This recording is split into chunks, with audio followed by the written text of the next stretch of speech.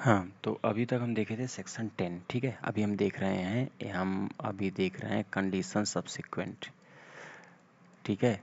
कि जब ट्रांसफरर जो होता है, जब प्रॉपर्टी बेचता है तो उस पर जो कंडीशन लगाता है, तो हम सेक्शन 10 देख चुके हैं। अभी आज देखेंगे सेक्शन 11 और सेक्शन 12, ठीक है।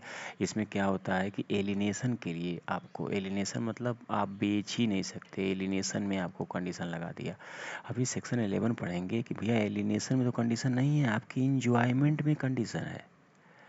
आप जो चीज़ ले रहे हो, आपको सेल किया जा रहा है, ट्रांसफ़र, ये है आपका ए, ये है आपका बी, ये आपको हाउस दे दिया, ठीक है।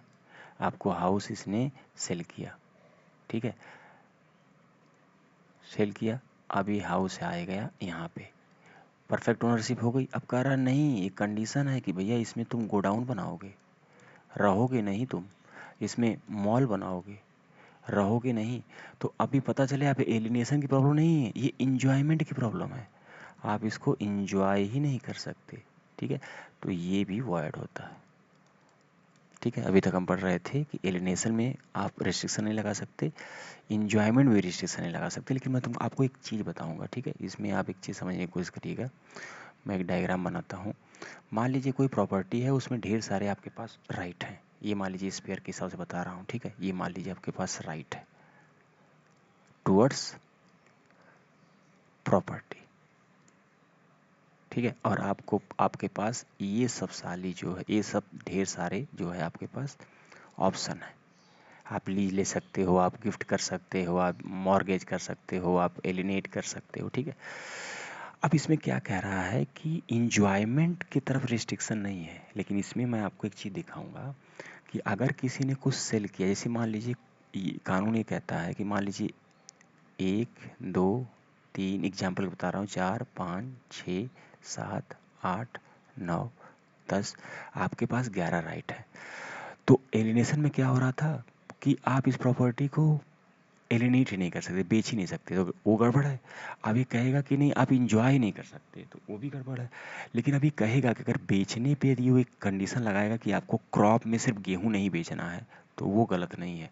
जैसे मान लीजिए आपके किसी एक राइट को इन्फ्रिंज किया जा सकता है, एलिनेशन के राइट को नहीं, लेकिन मान लीजिए कह देगा कि आप लैंड ले लीजिए, लेकिन आप उसमें वीट नहीं उगाएंगे, वीट क्रॉपिंग नहीं करेंगे, ठीक है। तो ये वॉइड कंडीशन नहीं है, ये नॉट वॉइड है, ये आपको माननी पड़ेगी। लेकिन अगर सिर्फ ये कहे, ठीक है, मैं इसको आपको बताता हूँ, अगर सिर्फ इतना कहे कि भैया आपको 1 2 3 से लेके ये सब नहीं करना है, सिर्फ आपको वीट ही उगाना है, ओनली वीट का प्रोडक्शन करना है, तो आपने इसकी पूरी जो इंजॉयमेंट है इधर पूरा वो कर दिया, रिस्ट्रिक्ट कर दिया, आपने सिर्फ इसको इतना पे रखा, तो ये नॉट वैलिड, ये वॉइड है, ठीक है। मैं आपको इलस्ट्रेशन से के जरिए कुछ समझाने की कोशिश करता हूँ, ठीक है ना। 1 मिनट, 2 3 एग्जाम्पल है, इलस्ट्रेशन है, उसमें मैं आपको बताता हूँ। जैसे मान लीजिए ए है, ठीक है, ये लैंड लिया है, इसका ओनर है, ये बी को इसने सेल किया, ठीक है, सेल किया, तो अब ये लैंड तो आ गई यहाँ पे। अब ये कह रहा है कि आपको सिर्फ एलिनेशन, देखिए इंजॉयमेंट क्या, रिस्ट्रिक्शन रिपरगेटेड टू इंटरेस्ट क्रिएटेड, ठीक है, कि आपको सिर्फ वीट उगाना है, वीट की क्रॉपिंग करनी है, ये गलत है, ये वॉइड होगा, ठीक है ना, ठीक है। Because b is free to grow, ठीक है, इसके पास फ्री है, कुछ भी ग्रो कर सकते हैं। लेकिन अगर सिर्फ ये कहे कि आपको ओनली वीट नॉट क्रॉपिंग, ठीक है, आपको वीट नहीं उगाना है, तो ये वैलिड होगा। आपको ये कंडीशन, ये कंडीशन माननी होगी, और ये ट्रांजैक्शन वॉइड नहीं माना जाएगा, अरे वॉइड नहीं माना जाएगा, ठीक है। दूसरा, ठीक है ना, दूसरा दूसरा इलस्ट्रेशन मैं आपको बता रहा हूँ, इलस्ट्रेशन बी कह रहा है, वही सिंपल मैंने बताया था कि मान लीजिए ए है, इसके पास ये हाउस है,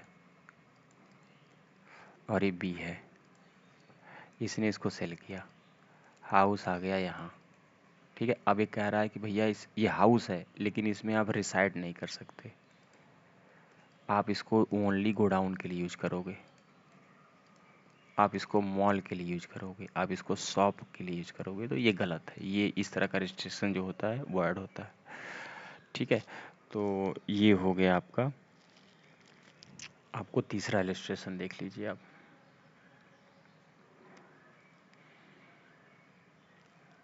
तीसरा इलस्ट्रेशन कर रहा है कि ये है फादर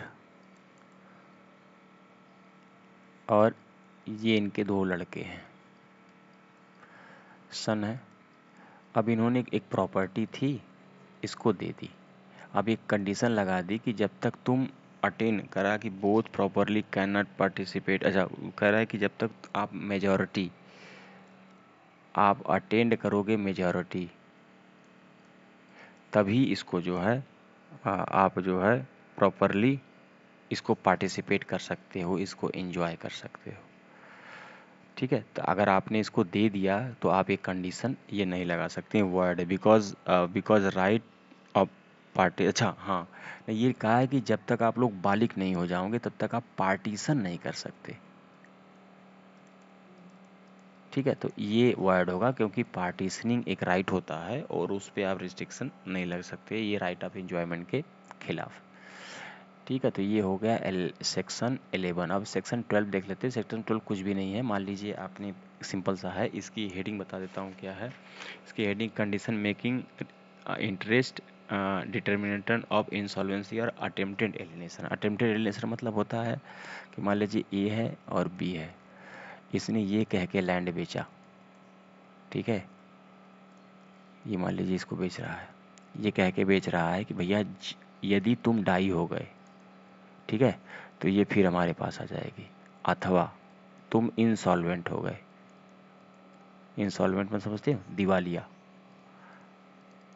ठीक है, तो आप ये कह के बेच नहीं सकते, आपको आप इंसॉल्वेंट हो जाओगे तो ये फिर लैंड जो है वापस से मेरे पास आ जाएगी। तो इस तरह का जो भी होता है रिस्ट्रिक्शन, ये वॉइड होता है।